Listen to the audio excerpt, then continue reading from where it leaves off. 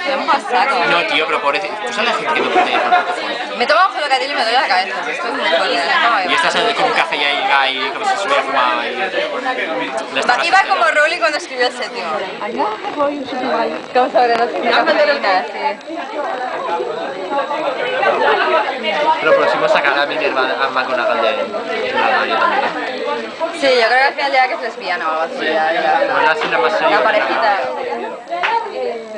Estoy escribiendo cosas que no te interesan. Ah, da igual. Una mierda te he escrito.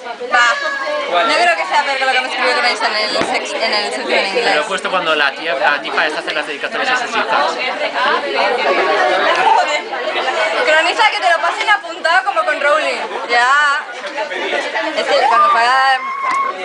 cuando le firmó Rowling, tenían que escribir el nombre en un papel y se lo pasaban a Rowling.